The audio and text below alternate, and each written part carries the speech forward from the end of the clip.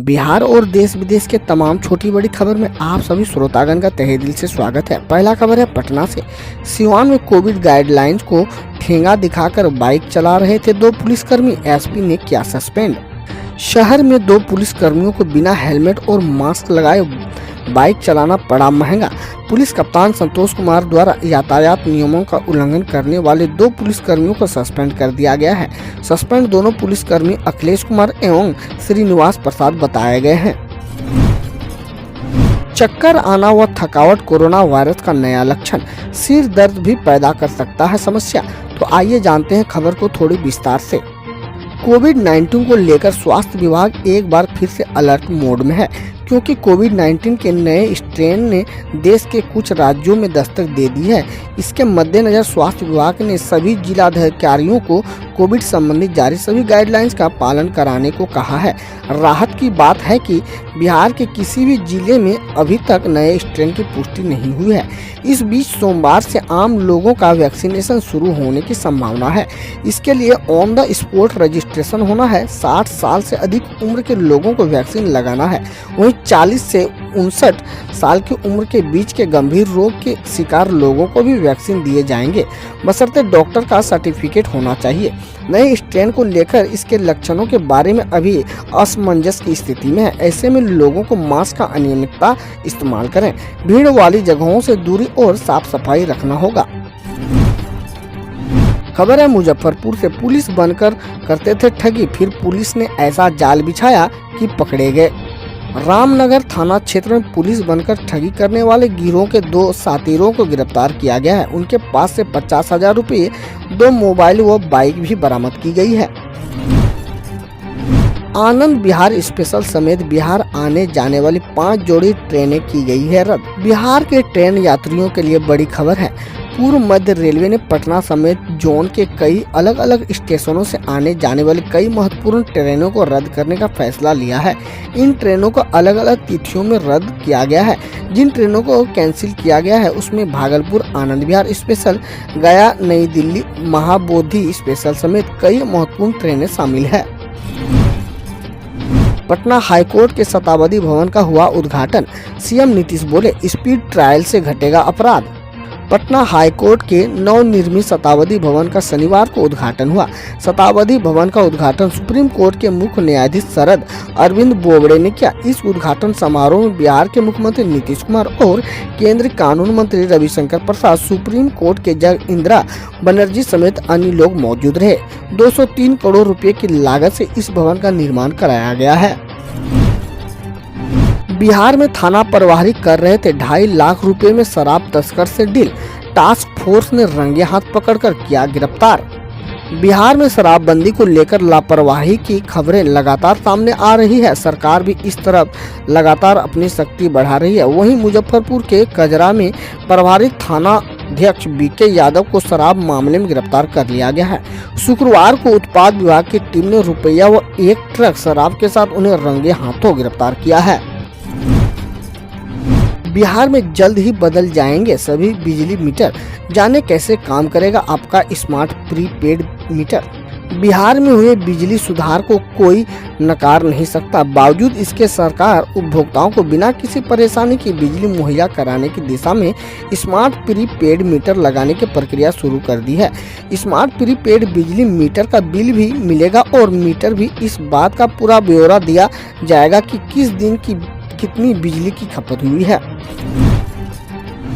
अब खबर देश विदेश और देश की विभिन्न योजनाओं से। चीन को पहला बड़ा झटका, अमेरिका या भारत नहीं बल्कि इस्लामिक देश देंगे। चीन जैसे जैसे दुनिया में अपना प्रभाव बढ़ा रहा है, उसके बाद वो दुनिया में तेजी से जिहादी संगठनों का नया निशाना बनता जा रहा है। चीन ने अपनी विदेश नीति और घरेलू नीति के कारण पिछले कुछ सालों से तेजी से इस्लामिक दुनिया पर अपने प्रभुत्व को बढ़ाया। दक्षिण एशियाई देशों से लेकर मध्य एशियाई और अफ्रीकी देशों तक में चीन ने BRI और व्यापारिक रिश्तों के आधार पर अपना वर्चस्व जमाया है। चीन इन इस्लामिक देशों में राजनीतिक, आर्थिक, सैन्य और यहाँ तक कि सांस्कृतिक प्रभाव भी बढ़ाता जा रहा है, जिसके कारण इस्लामिक जिहादी संगठनों की चिंताएं बढ़ने लगी है। बंगाल चुनाव से पहले ही ममता बनर्जी ने मानी हार, चुनाव प्रक्रिया पर उठाया सवाल। मुख्य चुनाव आयुक्त सुनील अरोड़ा ने प्रेस कॉन्फ्रेंस करके बंगाल समेत 5 राज्यों में होने वाले विधानसभा चुनाव की तारीखों का ऐलान किया। पश्चिम बंगाल में 8 चरणों में वोटिंग होनी है। चुनाव आयुक्त सुनील अरोड़ा ने कहा कि कोरोना प्रोटोकॉल को ध्यान में रखते हुए 8 चरणों में वोटिंग कराने का फैसला लिया गया है। 2 मई को चुनाव के नतीजे आएंगे। बता दें कि बंगाल में पहले चरण का मतदान 27 मार्च को होगा। इसके बाद 1 अप्रैल को दूसरे राउंड की वोटिंग होनी है। 6 अप्रैल को तीसरे राउंड की वोटिंग होगी।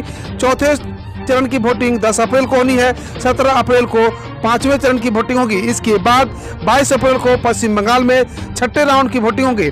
7वें राउंड का मतदान 26 अप्रैल को कराया जाएगा, जबकि 2 मई को नतीजे आएंगे।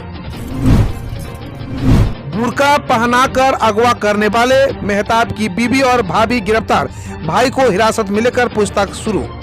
उत्तर प्रदेश के आगरा के दयाल बाग से एक 9वीं क्लास में पढ़ने वाली नाबालिग छात्रा के अपहरण का मामला चर्चा में है। सोशल मीडिया पर इस घटना के वीडियो भी शेयर किए जा रहे हैं। इस मामले में एक्शन लेते हुए पुलिस ने शुक्रवार को अपहरणकर्ता मेहताब की पत्नी और उसकी 2 भाभियों को गिरफ्तार किया है, जबकि आरोपित के एक भाई को हिरासत में लिया गया है और उससे पूछताछ की जा रही है। गुलाम नबी के समर्थन में लामबंद हुए गांधी 23 के नेता सिब्बल बोले कमजोरी स्वीकार करे कांग्रेस। राज्यसभा का कार्यकाल पूरा होने और संसद से विदाई के बाद कांग्रेस के वरिष्ठ नेता गुलाम नबी आजाद जम्मू कश्मीर की 3 दिवसीय यात्रा पर हैं। उनके साथ G23 के भी कई नेता मौजूद हैं। शनिवार को जम्मू में रैली के दौरान कांग्रेस नेता गुलाम नबी आजाद ने दिल्ली से आए कांग्रेस नेताओं का स्वागत किया। कांग्रेस नेता राजाराम ने की भगवान श्री राम का बेहद अभद्र टिप्पणी, यूपी पुलिस ने दर्ज किया केस। हिंदू धर्म के देवी देवताओं को अपमानित करने का एक ट्रेंड चल रहा है। कभी वेब सीरीज के माध्यम से हिंदुओं को और हिंदू देवी देवताओं को अपमानित करने कार्य किया जाता है, तो कभी सोशल मीडिया के माध्यम से। जी हां, अब एक कांग्रेसी नेता ने भगवान श्री राम पर बेहद ही घिनौनी टिप्पणी की है, जिसके बाद यूपी पुलिस ने केस दर्ज कर लिया है। कांग्रेस नेता राजाराम ने ट्विटर के जरिए भगवान श्री राम पर अभद्र टिप्पणी की थी। सपने में भी राफेल तक नहीं पहुंच पाएगा पाकिस्तान, जाने कैसे आतंक के आका के लिए भारत ने खोदी लंबी खाई। जब फ्रांस के राष्ट्रपति राजनयिक सलाहकार इमैनुअल बोने ने 7 जनवरी को एक रणनीतिक वार्ता के लिए भारत आए थे, तब भारतीय वायुसेना की ओर से उनके सामने एक अहम सवाल था कि किसी भी तरह राफेल लड़ाकू विमान की तकनीकी, विशेषकर उसकी मिसाइल क्षमता को पाकिस्तान से दूर रखा जाए। भारत ने राजनयिक सलाहकार इमैनुअल बोने को अवगत कराया कि भले ही राफेल विमान के निर्माता दसाल्ट एविएशन कतर को ओमनी रोल प्लेटफॉर्म राफेल बेच रहा है, मगर पेरिस को यह सुनिश्चित करना होगा कि दोहा यानी कतर की राजधानी द्वारा किसी भी पाकिस्तानी मूल के व्यक्ति को राफेल तक पहुंचने का एक्सेस नहीं मिलना चाहिए। मुकेश अंबानी के क्राइम ब्रांच को मिली स्कॉर्पियो के ड्राइवर की फुटेज, सीसीटीवी से हुआ खुलासा। देश के सबसे अमीर उद्योगपति मुकेश अंबानी के निवास स्थान एंटीलिया के बाहर संदिग्ध कार मामले में मुंबई क्राइम ब्रांच को अहम सुराग मिले हैं। मुंबई क्राइम ब्रांच को मुलुंद टोल प्लाजा का सीसीटीवी फुटेज मिला, जिसमें रात 3:05 पर सफेद Innova car Mulund toll cross पर थाने सर में एंट्री कर ली है। तृणमूल कांग्रेस पर बीजेपी की सर्जिकल स्ट्राइक, ममता को अब चुनाव के लिए उम्मीदवार ही नहीं मिल रहे हैं। देश के 5 राज्यों में विधानसभा चुनाव का ऐलान हो चुका है, जिसमें से एक पश्चिम बंगाल भी है। ऐसे में 2 बार से मुख्यमंत्री रही टीएमसी नेता ममता बनर्जी को सबसे बड़ी चुनौती इस बार बीजेपी से मिल रही है। लेफ्ट और कांग्रेस से तो ममता सुनिश्चित है, लेकिन उनकी परेशानी बीजेपी से है, जिसको लगातार बंगाल में भारी समर्थन देखने को मिल रहा है। वहीं टीएमसी की छवि नकारात्मक हो गई है। ऐसे में ममता की एक सबसे बड़ी परेशानी उनके उम्मीदवार भी है, जो कि चुनाव से पहले ही हाथ खड़े कर रहे हैं। कंगना रनौत ईमेल विवाद में 2 घंटे की पूछताछ के बाद क्राइम ब्रांच के ऑफिस से निकले ऋतिक रोशन। ईमेल विवाद को लेकर कंगना रनौत के खिलाफ दर्ज कराए गए केस में ऋतिक रोशन ने अपना बयान दर्ज करा दिया है। मुंबई पुलिस की क्राइम ब्रांच ने उनसे करीब 2 घंटे तक पूछताछ की। बाहर निकलने के बाद ऋतिक रोशन ने कुछ नहीं कहा और मीडिया के सवालों पर चुप्पी साधते नजर आए। बता दें, ऋतिक रोशन को 27 फरवरी को पूछताछ के लिए बुलाया गया था और क्राइम इंटेलिजेंस यूनिट को बयान दर्ज कराने के लिए कहा गया था। अयोध्या एयरपोर्ट से जल्द शुरू होंगी उड़ानें, योगी बोले तेजी से चल रहा है काम। भगवान राम के भक्तों के लिए योगी सरकार ने एक नई सौगात दी है। सीएम योगी ने दावा किया है कि अयोध्या एयरपोर्ट से यात्री उड़ान सेवा बहुत जल्द शुरू होने वाली है। इसका मतलब ये होगा कि दूर से अयोध्या पहुंचने वाले श्रद्धालुओं को काफी वक्त बच जाएगा। इसके अलावा देश के कोने कोने से श्रद्धालु अयोध्या आसानी से पहुंच सकेंगे। दुनिया में सबसे ज्यादा काम का बोझ भारतीयों के ऊपर, वेतन मिलता है सबसे कम। देश में एक तरफ बेरोजगारों की फौज खड़ी, वहीं नौकरी करने वालों पर काम का बोझ दुनिया का सबसे ज्यादा है। विश्व श्रम संगठन के आंकड़ों के मुताबिक भारतीय लगातार या कर्मचारी सप्ताह में औसतन 48 घंटे काम करते हैं, जो दुनिया में सबसे अधिक है। आंकड़ों के मुताबिक भारत में कर्मचारी केवल काम ही ज्यादा नहीं करते, बल्कि उसके बदले उन्हें मिलने वाला मेहनता भी उसकी तुलना में कम है, जो चिंता का विषय है। सोना 10,000 रुपए तक हो चुका है सस्ता, 1 मार्च से और सस्ता खरीदने का मौका। अगर सराफा बाजार से सस्ता सोना खरीदना है तो 1 मार्च यानी कल से आपके लिए सुनहरा मौका है। एक और मौका दे रही है मोदी सरकार। 1 मार्च से सरकार सॉवरेन गोल्ड बॉन्ड बेच रही है। यह सुनहरा मौका हाथ से जाने न दे, क्योंकि गोल्ड अपने ऑल टाइम हाई से करीब 10,000 रुपए प्रति 10 ग्राम तक सस्ता हो चुका है। हालांकि यह गोल्ड फिजिकल रूप से नहीं मिलेगा। भारतीय रिजर्व बैंक ने सॉवरेन गोल्ड बॉन्ड के लिए निर्गम मूल्य 4,662 प्रति ग्राम तय किया है। पुलवामा आतंकी हमला भूल चुके इमरान खान को याद आई बालाकोट एयर स्ट्राइक, फिर अलापा कश्मीर राग। 2 साल पहले 14 फरवरी को जम्मू कश्मीर के पुलवामा में भारतीय जवानों पर हमले का सबक सिखाने के लिए भारतीय ने आतंकी ठिकाने नेस्तनाबूद करने के इरादे से पाकिस्तान के बालाकोट में एयर स्ट्राइक की थी। इसे बौखलाया पाक जब 27 फरवरी को भारतीय सीमा के अंदर घुस आया तो भारतीय वायुसेना से बुरी तरह खदेड़ था। पाकिस्तान के प्रधानमंत्री इमरान खान इस पर कल भी अपना सीना चौड़ा करने से पीछे नहीं हटे और सीजफायर उल्लंघन और भारत में घुसपैठ करने वाले आतंकियों की पनाहगाह बने पाकिस्तान को उन्हें शांति और स्थिरता का पक्षधर बताया है और सारी जिम्मेदारी भारत पर डाल दी है।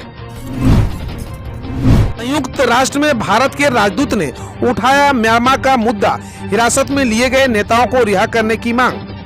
भारत ने संयुक्त राष्ट्र महासभा की बैठक में कहा कि म्यांमार में लोकतांत्रिक व्यवस्था बहाल करना सभी हितधारकों की प्राथमिकता होनी चाहिए और हिरासत में लिए गए नेता को रिहा किया जाना चाहिए। साथ ही उसने दक्षिण पूर्व एशियाई देश के नेतृत्व से शांतिपूर्ण और रचनात्मक तरीके से पहले मतभेदों को हल करने के लिए मिलजुल कर काम करने का आह्वान किया।